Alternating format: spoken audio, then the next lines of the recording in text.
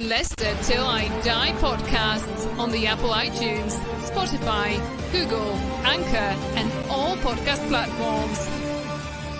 You are watching Leicester Till I Die TV with Chris and Chumps. YouTube, Facebook, Twitter, Instagram, and Pinterest. All you need for everything Leicester City FC. It's Leicester Till I Die TV. Strap yourself in, because we're set up, switched on, and ready to go.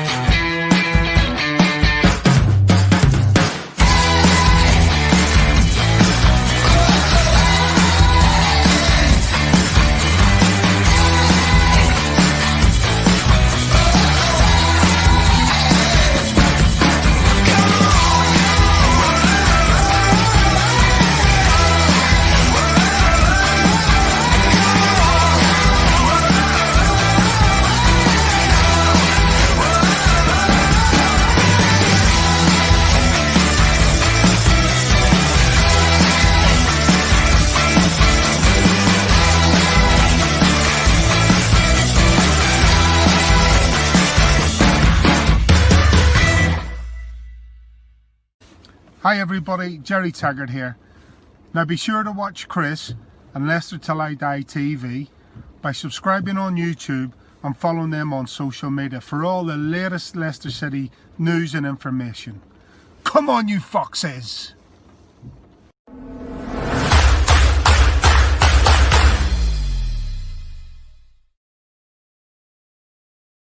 Hello fellow Fox fans! We won! Leicester City 1, Brentford 3, and we are through to the next round. And you are watching Leicester Till I Die.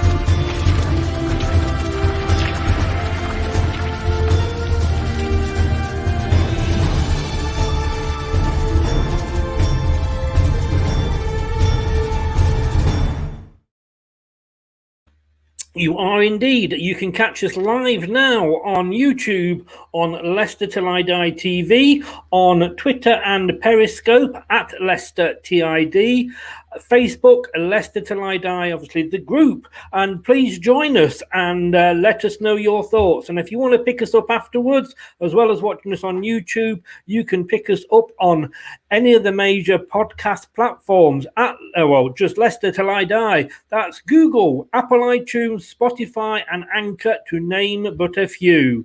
But how are we feeling? Happy? We won.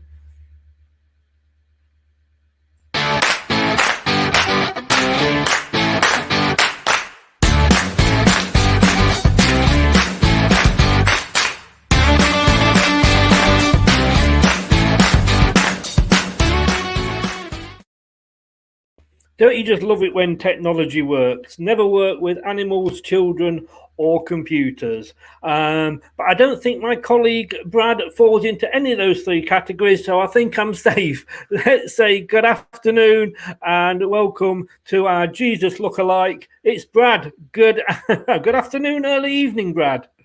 Bless you, my child, for you have sinned for that comment. Thank you very much. Yeah, that's not a joke that doesn't tire. Did you say a little? I know it does. If I get a good joke, I do like to wear it out. Did you say a little prayer for us at half time? I mean, maybe a few fans were a bit nervous of that, but no, I didn't need to say a few prayer. That game in the end panned out the way I probably expected it to. I think if you I'll get this in nice and early, Chris, because you like to do it, but. I'd just like to say that in the YouTube pre-match show, I did predict 3-1 at the end of it, if you check them comments, so I got that one right. I didn't, but I will say congratulations to you and also to Ian Marshall, who went for 3-1 as well. I went 3-0, but I will give you that one. But it was it not, a tale of two halves, really? I mean, it was to a point. In the first half, you could kind of sit there and go, "All right, that's the rust shaking off," and maybe you saw a little bit of. You can only learn and get cohesive so much on the training ground. I mean, I said to you at half time, it looked like you could see that they hadn't quite got that gel that you see from the regular 11. wasn't too far off, and we saw it a lot improved in the second half from them players that pardon the pun, but have been out in the cold, whether it's been through injuries or just people ahead of them have been outperforming them and not been able to squeeze their way into the 11. But it got better in the second half, and a lot better. And yeah, it was a game of two halves in the end, because we were losing the first half and flat, got the 3 goals that we probably deserved in the second half. But yeah, it was just good to get through, isn't it? Because you don't like to lose a banana skin. No, we don't. Just going to say a couple of good evenings here. Hi to Luke. I nearly said hi, Chris there. Hi to Luke. Thanks for joining us. He says a comfortable win in the end, far better second half, up the tempo and dominated in the end. Thrilled that underscored. I think there was a few. One of us wasn't, but I think there was most of us were. Steve Collins. Good evening, Stephen. First half was lackluster and frustrating. It was. I just want to read this out. I've just had a text, and I'd like to say it's off Brendan, but it's not. But for those of you that saw the opposition view, I did that with Billy from the Besotted Brentford fan group, who, Brad, you did a chat with him as well, didn't you? Yeah, I did a small podcast interview sort of thing for them. Yeah. So if you want to go and check them out, check our Instagram posts out on Facebook. You'll find it just by scrolling down to see where they are and where to find them out. I answered a few questions with them on there. It was interesting. Billy, not a man for a few words. I think I can honestly say that. But I did say, bad luck, mate. Thought they played well considering. He replied, cheers, we're not fussed at all. Think we had something. So I think we had someone changing players' nappies on the sideline. Swansea match on Wednesday is the big one, and we don't have a big enough squad to juggle the two. The fact we had no more wide players to bring on, so went 4-4-2, kind of sums it up, really. Good experience for the young ones, though, but shows rush of blood to the head when he really should have at least had Paul on target. Good luck in the next round. Thank you, Billy. Good luck to you in promotion. Would like to be playing you next season. They're a good little side. I thought, to say that they had got a lot of youngsters. They made the comment on BT that the youth game was probably cancelled this weekend. They put up overall a good performance.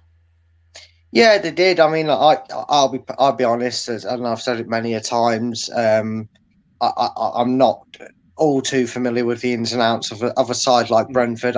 There's a few players that obviously didn't play today. The big names that were obviously missing from the side due to suspension, and like he said, that they're trying to manage after last season, just missing out on it. Any team in that situation, we've been one ourselves. You want to focus on that, and what a good cup run is nice. They had one in the League Cup.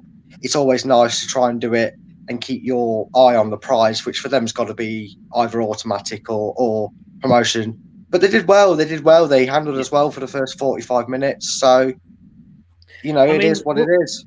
When we look at that, and we've got a good history against them in the FA Cup. We brought this up in the preview show. We've played 6 up until today. We've now played 7, and we've not lost against them.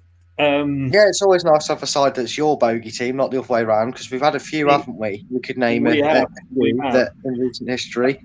But I don't know about you. Sorry, go on. When you saw that team before the game, first of all, what a strong bench. And Jukovic must be a bit like Dracula.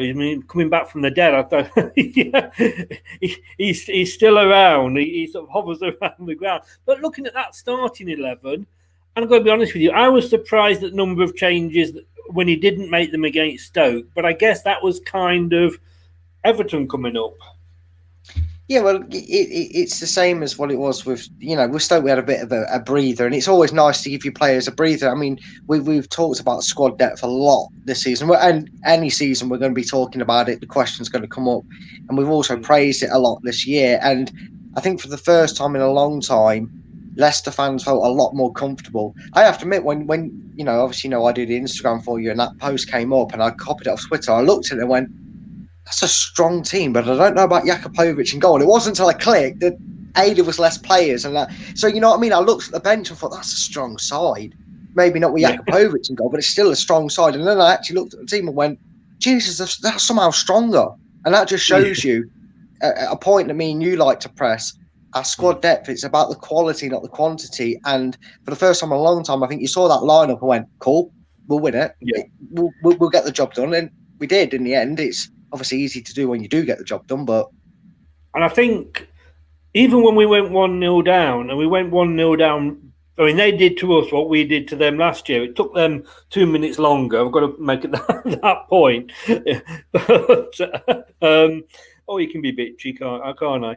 But even when we went 1-0 down, and I know it was early, but I was never in doubt that we were going to come back.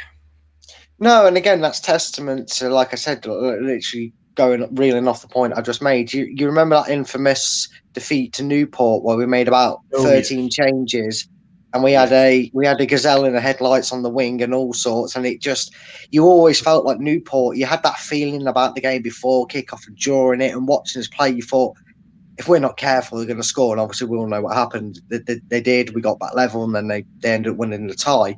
Today, I was like you. I was very much like you. I thought, all right, 1-0, half-time. Doesn't look brilliant, but I just didn't. The weirdest thing is, and it's credit where it's due for the side that Brentford put out and the quality they were able to put out for this game, with, like I say, what they're trying to focus on the season. I just felt like it's going to click into gear. I didn't feel threatened, and apart from their goal and that free kick, Brentford didn't do much over 90 minutes in the attacking sense. They had that little spell of purple patch where we didn't hit them instantly, but I felt the second under wrapped it in for 1-1, 2 goals in 6 minutes. The next thing you know, the tie was done, and then Maddison wrapped it up nicely. It was just one of them games for me. Yeah. Thanks to Jonathan here. Good evening. Thanks for joining us, Jonathan, a Newcastle fan. I don't want to rub it in, Jonathan, but have you come on to see how a team reacts when they win? I'm sorry. I know that's kicking a fan when he's down, and I feel bad now I've said it, but I had to say it. And you did get beat by Brentford earlier in the season. No, you're a Newcastle fan with your owner. You have all our sympathies. Definitely. Poor guy. I mean, another goal from a corner that we concede. Well, you say that was our first goal in over 200 odd minutes that we conceded in any game, in any format, and it's been a while since we've actually conceded from a corner. So it was probably a bit of signs, especially when our first 2 corners hit the first man. It reminded me, we weren't on that little bit of I wouldn't say a bad run, but we dropped a few points and lost a few hiccup games where it was kind of like the set pieces were exactly that. It was like they scored off one, and when we couldn't beat the first man, I got a little bit nervous, but it was one of them. And again, you kind of feel that it took 2 deflections. How unlucky can you get? They were what you'd call a classic FIFA goal that would make controllers get broken. So I'm hoping no Leicester fans smashed a window or anything, or when that went in off 2 deflections. But it is what it is, and the response that we gave to that, even though the first half wasn't so fluid. That's what gave fans, I think, a calmer reaction, that we always felt we were going to win it anyway. Not in an arrogant way, but it was like, we saw enough of it to go, no, there's still a way we can turn this around. Yeah. So, going to say hello to Ivan all the way from Sierra Leone, which, as we are getting we're getting plenty of snow here. I think we're all probably going to be extremely jealous, So a couple of points here. Hi, Chris and Brad. Goodwin, come on the Foxes. That's Facebook user. Brad Hicksy Hicks. Don't remind me of Newport all that way for Naffle. It would have been a long journey. And this is the point. I made this point at half time. And Marty looks dodgy for most of the game. But that said, if I'm honest, yes, he probably was not. If I had to say there was a worse player out there, it might have been him. But my God, he hasn't played for how long? He's been injured. He's coming back in. That back 4 hadn't really played together. So you can't really sort of label too much at his shoulders, can you? No, and you know what? When you get the result and it goes well for you, you get a win like 3-1 or like we did against Chelsea. Sometimes, even though you hate to do it, you have to try and pick at it. And some of them are a bit jittery. Maybe some of them, that I have to give credit first of all to Brentford and their ground staff for getting the game on, because I know I heard whispers early doors before the game, because 90 minutes before the game when the referee checked it, that there was a potential we wouldn't be playing today. So credit to them first of all. I think sometimes, when you realise this team is that competitive at positions that you're only going to get a handful of chances and opportunities, and the FA Cup being a perfect one to take them. And he was playing out of position. It's not his natural position. And something that someone said before, I can't remember where, so I can't credit them for it, and I do apologise, but they said they've never let them down. These players that come in, they were talking about the lineup. They said, the players like Mendy that are coming in and are rotated heavily Leicester, but they've never let Leicester down when they're featured. And that's, Mendy and Marty, who's come back when he's played a few games this season for us in big games, most notably the Man City one. It's easy to kind of go, oh, well, they didn't have the best games. And he didn't, like you said, if I was to give someone the lower rating out of the team, I probably would have gone with Marty because he got himself in a bit of a muddle, but he still did the job. We still came with the results, and you can kind of, it makes it easier to look past it in a way. I feel in a way like I'm nitpicking, but that probably says more about where we are now as a team. The fact that our let's face it, 4 or 5 years ago, we would have been having orgasms at that performance. Do you know what I mean? Well, I know it's been a while, mate, but I wouldn't say it's been that long. But yeah, I mean, I tell you what it is. It's this new chair I've got here. You see, I've got a massage setting on it. I don't want to talk about that. I've lost the charger to mine.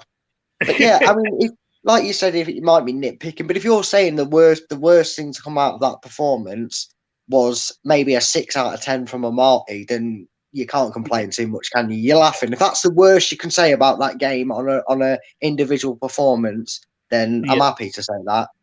Yeah, the actual note that I put down here, in fairness, I'm just looking at. I do believe it or not, I do make a few notes as I go through the game. Play notes and process. Hangman, 40 minutes. I've got a Marty looking match rusty, and I think that's the thing. He didn't have a bad game. He just was match rusty. Yeah, and the same could have been said about Soyuncu, and I think it was mentioned a few times. And I'm on the till job. Yeah, and Ricardo looked at it a bit, and maybe you've got to give credit to Ricardo, because excuse me, I nearly burped then. He looked a bit jittery, and maybe on the back of his mind, he took the conditions into it, and and you could say the same for Martin. This conditions were a bit frosty. The pitch needed to be worked in by the players running around on it. They both had long periods out. I know Marty's had period out, back, and Ricardo had a serious injury, which I remember that Europa League game that we tried to bring him back for, and that backfired. In a sense, it was he got re-injured again. Maybe he was a bit tentative in the first half as well. I think that's in the player's mind, no matter how good you are. But in the second half, like you said at the start, they painted a completely different picture. I've never seen Ricardo didn't really get forward in that first half of much, and I think that was him trying to feel his way back into first team football. But in that second half, he was overlapping, and I didn't think anyone could beat under for pace today, but Ricardo did in that second half. Yeah. Just before half time, and then we'll come on to the second half for a minute, but just before half time, that was what's the guy called? It was like a dive from a 6-foot diving board in the swimming pool from Brentford, wasn't it? Just for to get that free kick. Well, it was, but I mean, then we'll get onto it. We'll get onto it in a second, but that also entails why I don't think there was any doubt about our second goal being awarded as a penalty, because it was. I thought that was light. I don't think the referee was brilliant all game, and yet again, the referee stopped us building an attack in that first half. We've had more interceptions. I think we had more interceptions by referees this season than we probably did from someone all game. No, because It was a I bit love the fact annoying that again. Glenn Hoddle complained about the referee's first touch. That did actually make me smile. Yeah, what will make me smile is if they lose to Wycombe Wanderers as well, and he's commentating. That'll cheer me up as well, even more. Because I Yeah, don't like Glenn well, Hoddle. Never have. indeed. But no, but like you say, second half, I don't know what Brendan put in the cocoa, but or whether it was a hairdryer experience, but we came out all guns blazing. Yeah, we did. I think he might have turned the heating on in the dressing room with 10, 15 minutes to go in that first half, because they came out like a house on fire, pardon the expression, and they came out raring to go. And I think just as maybe Brentford were on that pitch going, right, let's just get the nerve set or get through 10, 15. Oh, it's a goal. Oh, well. And then I honestly think, and with their experience and the the youth that's out there, like Billy said, and not so much on the cusp of first team football, their head just seemed to go at that point as well, which is exactly where I thought it would go if we got a goal. It took us 46 minutes to get it, but it was a good finish. It was a good finish. I've got to be honest with you. I wasn't actually sort of on the toilet when we scored, but I was having to sort out a little handbags at dawn in the group at the time. So I actually missed the goal. I heard the goal, but I missed it. Talk me through it. Well, I mean, I kind of blinked and you missed it because as the whistle went, I was just finishing my coffee. But just as I picked up my phone to watch it again, Maddison, who I have to admit, we got on his back, and we did. I was one of them, and rightly so, because he wasn't on the best of form when he came back from injury, and we did account for that when we didn't just come out and slate it, but we said he does look a shadow of himself. He needs to get up to speed. But he got the ball, and instead of normally Maddison gets a bit of a comparison to Jack Grealish in the sense that he goes down a bit too easy, but he wriggled his way through. He shook off a few things, laid it into Under's path, and Mahrez-esque, may I say, he just turned his body and bent it into that out the reach of the keeper and nestled it in the corner. And it was a really good work goal, and it was nice to see a player that a lot of Leicester fans have been excited and wanted to see get more game time add to his tally and get a goal himself. And well, both Maddison and Under. Yeah, so it was good. It was a good finish. It was well worked. Perez had a couple of chances, and we'll come and talk about individual players when we've sort of stopped looking at the match. There's a few I want to go through with you. Yeah, that's fine, mate. Perez had a couple of chances after that, but then the penalty. Now, you mentioned the penalty before. You felt it was maybe a bit soft? I think it was, but I think going back to their free kick, it was more than justified to give it. If you're going to give a free kick for that sort of contact that they got, then there's no reason you shouldn't get a penalty. And at the end of the day, he comes across him, whether the contact's minimal or not. Michael Oliver was in a brilliant position. He was dead in line with it. He saw enough. It was checked like they all are, I believe. There was no VAR today. There must have been something because they kept talking about it checked, unless it wasn't, and I don't know because because it's a championship side, there's no VAR, right.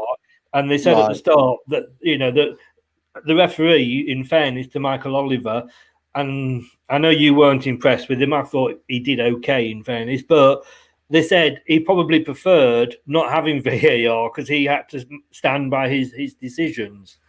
Yeah, well, I mean, any official will tell you that. I know in cricket, the arrogant statement in cricket is the umpire's always right either way, because he could say, well, if he gives it out and it's not whatever, an umpire will always prefer to have his own decision to justify merit his skills as an official, and it's the same for a referee. So, yeah, okay, but he's in a good position. So whatever he saw and whatever he thought happened. Clearly happened, and as we've seen, even if VAR was involved, which obviously I've just seen in that comment there, and you've confirmed for me it wasn't. It was a case of there was contact and a given. That given, we've had a few this season, and it was a bit of a silly foul. He didn't need to give it away because although Tielemans was in the box, no disrespect to Tielemans, apart from the odd cracker, he doesn't really score too many from a bit of a leather. So. It's at least a lesson learned from them, but it was a penalty in my opinion. Regardless, the referee, in fairness, the referee was in a good position. Yeah, he was. He really was. He was dead centre of it. He couldn't have seen it any better if he tried. Now, I let you off on the last game, and you're not going to get away with it 2 weeks running. But of course, here are the stats.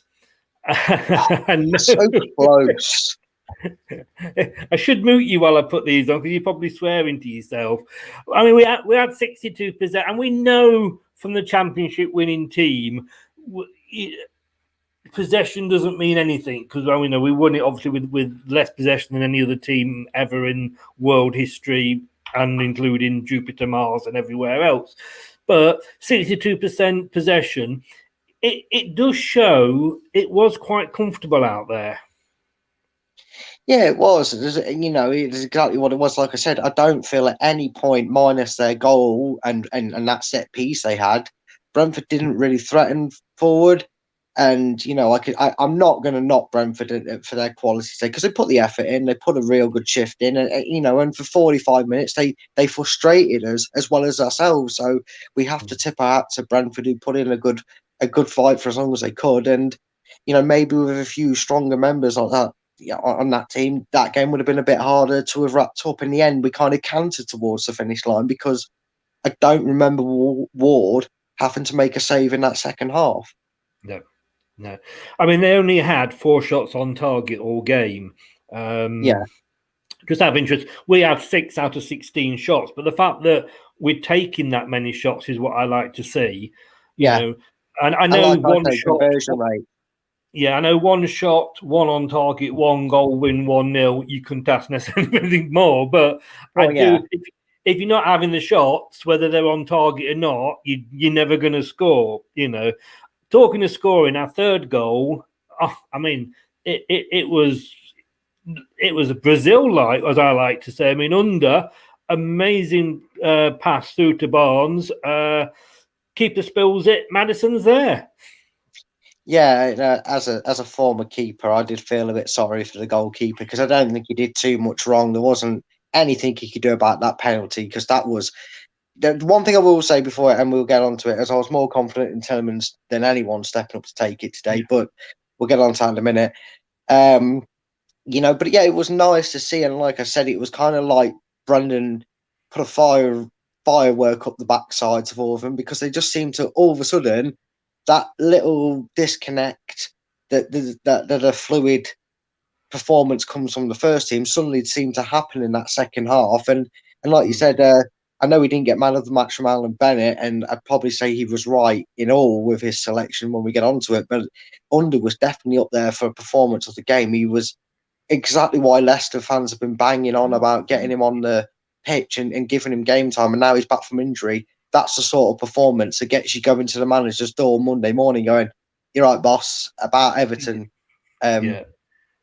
I mean, going back to the penalty, were you pleased that Inacho wasn't on the pitch? I mean, it made the decision for us, didn't it?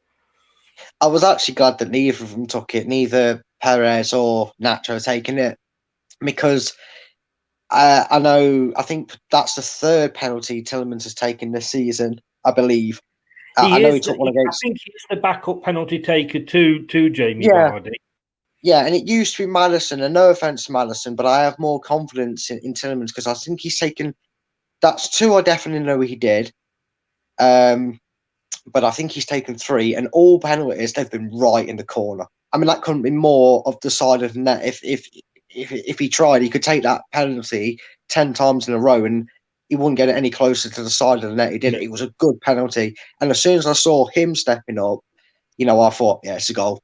Yeah. Normally, I'm a bit nervous, even when Mr. Fantastic Fox Vardy's taking him. I'm a bit like, oh no, don't side foot it. And he just wrapped his foot around it, and it just went in. And it was a good penalty. It was unsavable. I mean, to mention the unmentionable for some to some fans, but even Mahrez used to have his fair share of misses as well. But when I say his fair share of misses, I don't mean in the John Terry sort of way. in the penalty sort of way. But no, I was, and no disrespect to him, I was pleased that he wasn't on the pitch, and it was Tielemans and not Perez that went up. At that point, I think at 3-1, I think we could probably say it was game over. I mean, I know had they got another one, it might have made the last 5-10 minutes exciting. But at 3-1, I felt okay to go and get a coffee and sit down and put my feet up. Yeah, and it's always nice to get games like that. No matter what it is, whether it's an FA Cup tie or it's a or a league game, it's always nice to have on them occasions where you can take a sigh, you take a breath, and you can kind of concentrate on other things a bit more. I mean, it's just nicer to have that bit of relaxing, and it comes with the confidence of the squad because they played in a way that we all. Well, I'm assuming all of us. There might be some out there that were nervous at half time and thinking would be on the end of an upset, but even when we were losing the game and you kind of felt something. You was at ease, and that just comes with what you saw on the pitch. Yes, it didn't all click together, but when it did, and you could sense that if this clicks, or when it clicks in the second half, it's going to click and it's going to blow Brentford out the water. And 2 goals in 6 minutes, it did do that. And even from 2-1, I never felt like they was going to maybe get a late equaliser or anything. And it was nice. I'm going to have an admission moment here because I know. Yeah. Forgive me, Father, I have sinned. I am. Like I've just said then, I never felt sort of that worried, but there was just one moment when the commentator said there's been no upsets this weekend in the FA Cup when we were 1-0 down. And for 1 minute I thought, this is Leicester. But it wasn't. I mean, Brookline, good evening, Brookline. Nice to have you back. Thanks for joining us again. Inacho is the talisman. When he enters the game, it means the game is already out of reach. Well, yeah. I mean, to be honest with you, I mean, look, and it's been a while since it's been mentioned, thankfully, but it proves what kind of footballing brains we've got around here. That I haven't been given any backlash for any slight improvements on Perez's performance since his early season. But we're going on about Nacho, and I'm going to give him credit today. He came on naturally at first to go out on the wing because he came on for Barnes, and then the shuffle came later on. He didn't do anything spectacular yet again, unfortunately. And yes, the game was dead, and sometimes it's hard to motivate yourself going forward. And although we kept pressing, maybe in the end we could have put on a bit of gloss on the scoreline, because we kept getting into their box. It is still hard to keep going with that mentality to get a goal for him, which he needs. He does need a goal to his name, but he didn't do anything wrong. And I think if you're looking at baby steps of improvement and that, depending on how much more time you want to give him, we don't know. Only Rodgers knows that. Only Brendan and Iacho know that. But it's a start again, and that's just what it is. And he didn't do anything wrong. He got about a bit, but yeah, I think it was more of a case of that's maybe why Brendan put him on when he did, because, like you said, the game was killed off, and he knew he had the quality to kill it off. In fairness to him, as you said there, he actually came on for under, but he did come on the wing. Oh, it was under, sorry, yeah. Yeah, but he comes on the wing. I mean, I'm sorry, under Inacho in any stretch. I mean, I made this point earlier in the group because somebody was saying that Musa is available, and apparently I think West Brom might be looking at him, but they said, would you take him back? And whilst I didn't say I would necessarily take him back, the comment I made was that he was never played in the right position. And I always quote this because Gary Lineker, as good as he was at Barcelona, when Johan Cruyff first took over, they used to play Gary Lineker out on the wing. And if you don't play your players in the best position, and we've done that a lot, we've not played to these players' strengths when we bought them. Slimani we know about recently. Musa, I honestly believe that. Sticking Inacho on the wing, I can't criticise Inacho for those 10 minutes. And even Glenn Hoddle at BT, 5 minutes later, they brought all Brighton on for Perez, stuck Inacho up front, and even Glenn Hoddle said that's going to be better for Inacho. Well, yeah, obviously it's always easier to play in a natural position, and like you said, there's a few players out there Perez, Iniacho, and there's been a few others throughout the season that haven't played in their natural position. And yes, with Iniacho, it's been more a case of. It's also a case of availability, though, isn't it? Because there's always there's one man that's out for a few weeks, depending on how well his surgery's gone. I don't know when it was booked in for, if he's already had it or what, or if we know the outcome with Vardy's injury. But sometimes you have to kind of try and get a player to utilize him and develop him into a player that plays in more than just one position. Because, as we've seen with Perez, I've made this point and I still stand by it. He's not going to get the game time he wants playing in the position that he's the best at. And I know that might sound ridiculous because, get the best out of players playing when he does, but sometimes you just can't. And if you're wanting to keep that squad together in unison and happy, you've got to make, a little bit of sacrifice on both ends of it. And, when he's come on in recent weeks, Perez has done reasonably well. Nothing too drastic or nothing stand out-ish, but enough to show that he's still got his head in the right place and wants to show he's committed to the club, which, as a Leicester fan, that's all you can ask for sometimes. Yeah. I'm going to just bring Tony's comment here. I'm not going to sort of stay on it because we are looking at the match we've just played rather than the match that's coming up. But he does say who will play up front against Everton. And I think that is probably going to be Iniacho, which is probably why he didn't start today. But before we go on to man of the match, I just want to look at I had got 5 players, but I think we've just talked Perez there. But thoughts on 4 players other than Iniacho and Perez on today's performance. Danny Ward in goal did what was needed, didn't he? Yeah, exactly that. I mean, I've been backing Danny Ward for a while. I think he's an amazingly good and underrated second choice keeper. You look at second choice keepers around the Premiership, and I mean, I don't know who's Man City's backup keeper if Ederson goes out. Adrian's Liverpool's backup keeper, a bit slippy with his hands and a bit of a mare. I know Liverpool fans don't like him. I don't think Everton have anything to go after Pickford behind them. To have Danny Ward, I'm pretty reassured with his performances that he's done in the past. And again today, he couldn't do much about the goal. Yeah. He did well. He did a commanding job and fills you with confidence when he's on that team sheet, which is what we need. A quick yes or no. Casper's replacement when Casper finally hangs his gloves up? There's no reason why it can't be. I felt confident today, so yeah, I would say right now, yeah, that's why he's here. Okay, young Thomas, left back, kind of for me came into the game, maybe started a little bit, but came into the game again, did nothing wrong. No, he didn't do anything wrong. Was probably a bit jittery, maybe a bit nervous, and again, he's ever out into the press. I mean, we've suddenly out of nowhere got an abundance of wing backs because apparently, even though we didn't realise it, we've got about 4 wing backs and they can all play on the left or right side. It doesn't seem to matter which side they play; they feel comfortable on. But once he got his feet in the game and the rest of the squad, there was a lot of all the team today got settled in.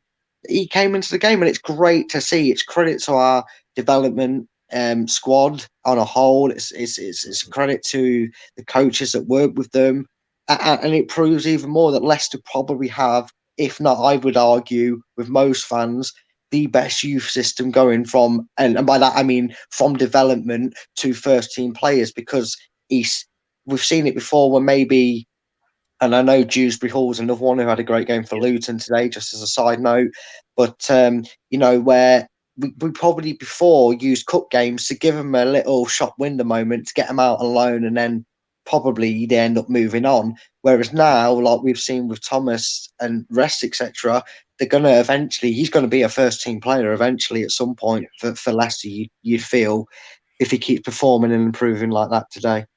I think this will probably dictate our transfer window this season. And I know last year I was very vocal, and this season I've been very vocal about the January transfer window last January, in the fact that probably cost us a Champions League place because we only brought in the amazing Mr. Bennett.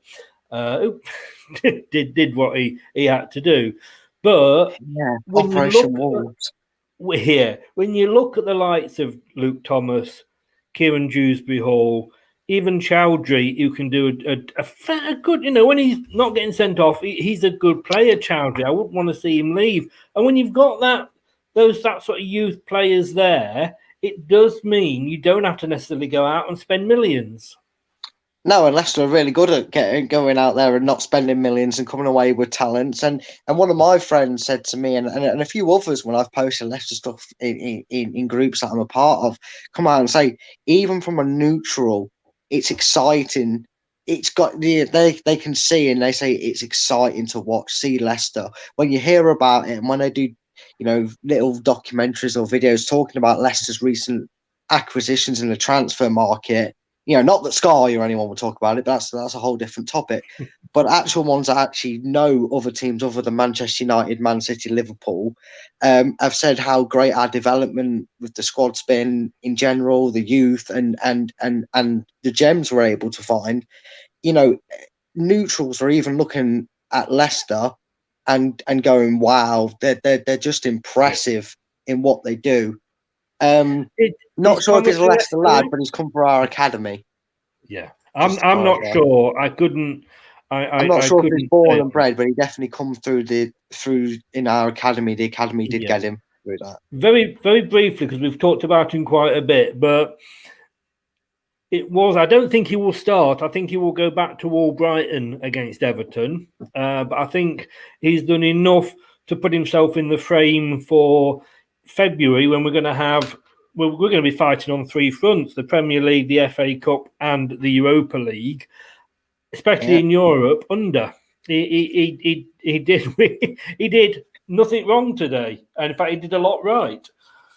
Yeah, and I think Leicester fans have just been justified for their patience in waiting for Under to come back from that injury and all the talk of will they, won't they with the loan deal. And obviously, we haven't seen enough of him, and it is only one game. But I wouldn't be surprised if he featured against Everton. I think you're right. I think Albrighton hasn't done anything to not warrant starting against Everton. He's been fantastic since he's been back in the squad. I think there's been a few things chucked up saying that when he's played, we've always won, and when we've not, we've actually lost, which is obviously something that's nice on an individual basis. But you'd like to be able to win without certain players being on the pitch. But I think depending on how Everton go about it, you could see the link up he's kind of got, and it wasn't 100%, but he played some passes today that were brilliant. And like you said, his passing in Barnes for the third goal was brilliant, and he was trying to find Ricardo on the wide, and his pace is electric. I mean, if that's running at Everton, and say we're winning 1-0, or Everton are on the front foot and they're throwing the kitchen sink at us to get an equaliser, and then he comes on, combining his pace with what we know and what we've seen he can do on the ball, I think you might just start seeing a bit more out of Under now he's fit and ready. I'd like to see more of him, and I think you're right. If we don't, I'd be amazed if he doesn't feature a lot through February. Whilst we're on our way to winning the treble. Yeah, and it is still on. I've got this little bet with Alan.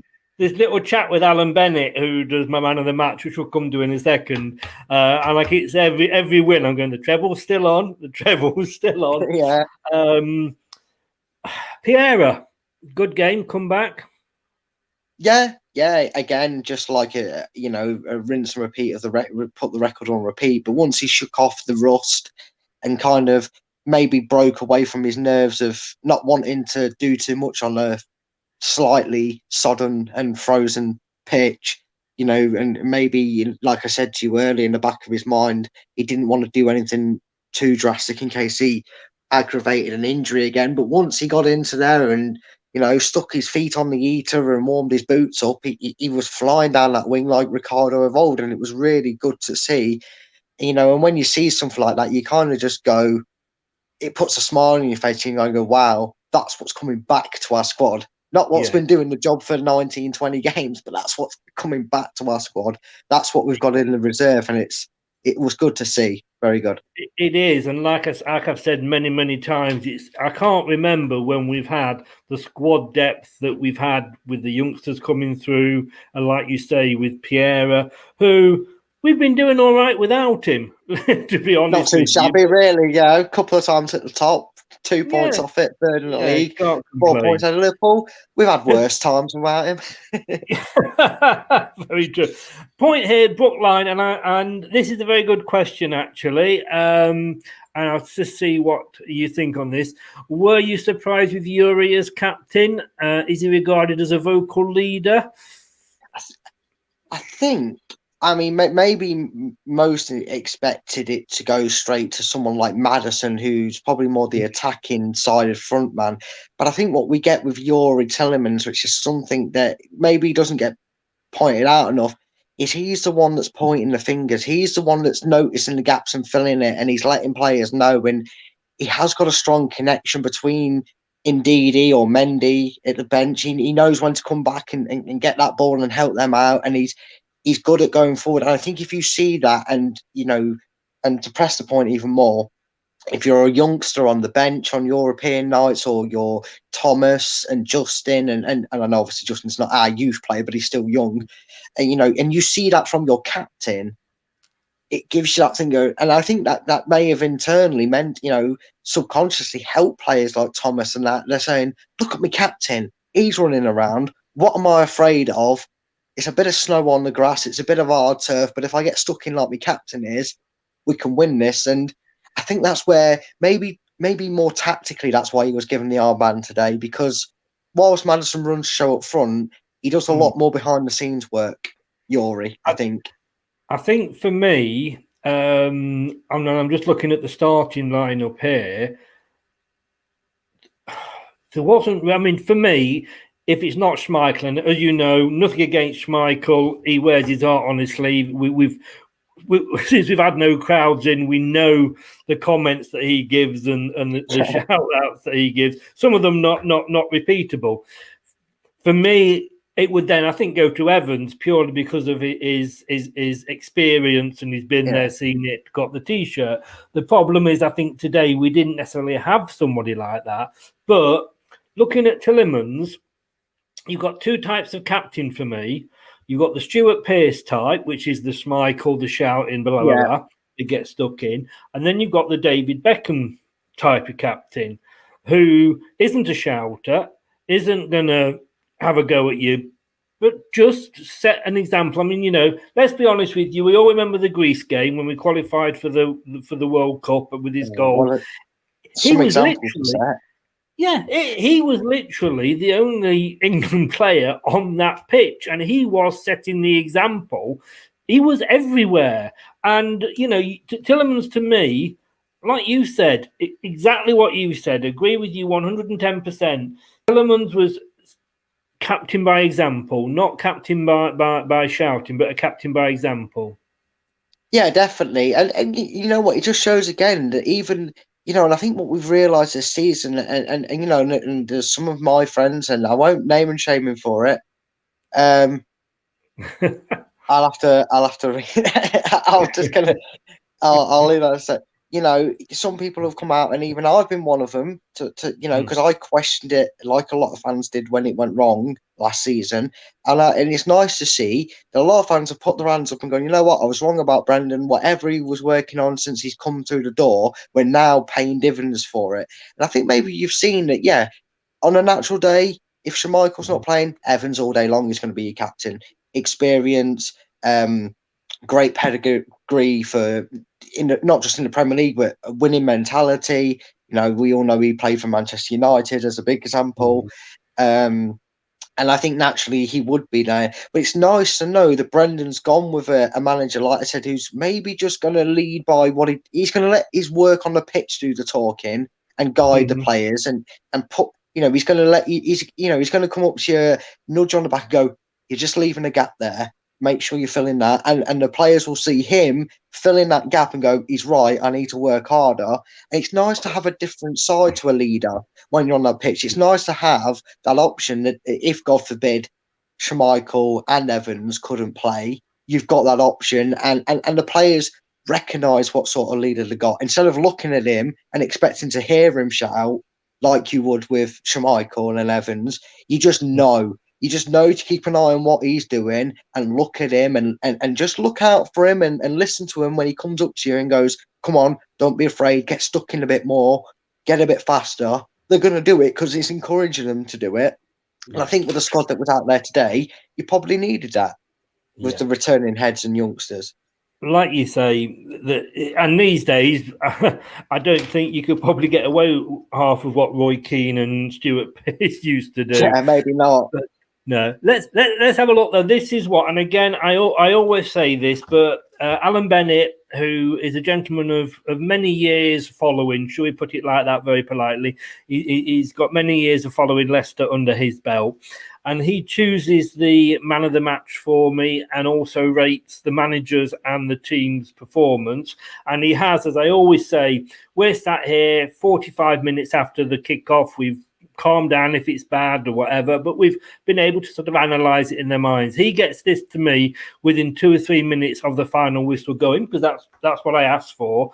But he's pretty much sort of on song the majority of the time. But he's gone here, Maddison man of the match, and a performance of 8 for the manager and 8 for the team. And again, I don't know about you, Brad, I pretty much am on song with Alan there.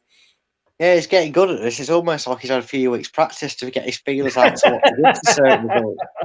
Football is all about. If you're watching, I'm only joking. I always say as well that I appreciate what you're saying. He's spot on. It was an 8 performance.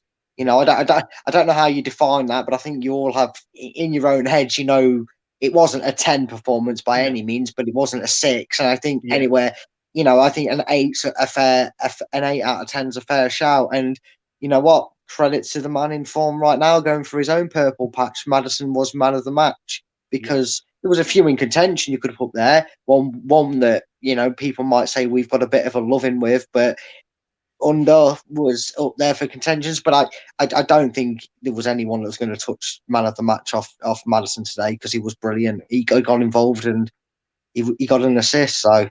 He was even Glenn Hoddle's man of the match, and I know a lot of people aren't always. I know. I have to be in fairness to him today. Glenn Hoddle was very, very fair, and I know. He can't take Area 51 because some aliens have taken Glenn Hoddle, and if he was fair about us. Yeah, he's not my favourite co-commentator by any stretch of the imagination, and he's probably better when he's inside a grandfather clock. I mean, probably how the mighty have fallen, eh? But no, he was praising Luke Thomas as well. So yeah, I think that was not a bad shout as a man of the match. Casserole Gaming understarter. Should you not have said order at the end of that? Oh, you're funny. Your jokes are granddad jokes, let alone dad jokes. No wonder your daughters don't comment that much. Literally, I am here all week. I was going to say, no wonder your daughters don't comment too much. Otherwise, they'll be getting offline when they hear your dad jokes coming through. I'm well known for my dad jokes. I really am. I'm sure you are, mate. Brad, as always, mate, excellent points made. Thank you so much for joining us. It's been a pleasure as always, and thanks everybody for commenting. Just make sure you hit subscribe if you've not already. Just saying. Please hit that subscribe button. We will see you about 10:30 on Wednesday. It's another one for nightcaps and cocos. Yeah, I might have my little night hat on and my little bedtime storybook to read to myself before the game. Hopefully it'll be a match report on 3 points. You could read about Coventry winning the Premier League. That'd be a fairy story, wouldn't it? No, that'd be a nightmare. Brad, mate, I'll see you on Wednesday. Take care. Yeah, I'll see you Wednesday. Cheers. Thanks to Brad there, as always. Total pleasure having him on, and he knows his stuff and he speaks a lot of sense. And the check's in the post, mate. No, he does. Thanks, everybody, for watching. We're through to the next round of the FA Cup. We are going to be home to Brighton because obviously the draw was already made and they managed to knock out Blackpool. We knocked out Brentford. They knocked out Blackpool. We're going to be back on Monday, 7 o'clock. We've got the Opposition View show with Mikey, who's a Toffee fan. And on Tuesday, we're going to be doing the preview show with Craig, both of those at 7 o'clock in advance of the Everton match. No transfer show next week because we've got a match on Wednesday. So at 7:45, we're doing the pre-match with Josh. We'll be doing the match, obviously, at 8:15 and the post-match, as I've just said, with Brad at 10:40. Thursday next week, we're going to have the preview show for Leeds. Friday, the Opposition View show for Leeds. You've got me every night of the week again next week. Your life is complete. But remember, like we said, please give us a subscribe on YouTube and give us a follow on Periscope and Twitter. And if you want to catch us up on the old podcast and listen to us, which probably is better to listen to us than have to watch us, Google, Apple iTunes, Spotify, Anchor, and all good podcast platforms. Guys, thanks very much. Have a good rest of the weekend. We're through to the 5th round. Let's enjoy ourselves, and I'll see you tomorrow night at 7 o'clock for the Opposition View show. Take care and stay safe. Leicester Till I Die podcasts on the Apple iTunes, Spotify, Google, Anchor, and all podcast platforms. Thanks for watching Leicester Till I Die. This is Chris saying goodbye and see you next time.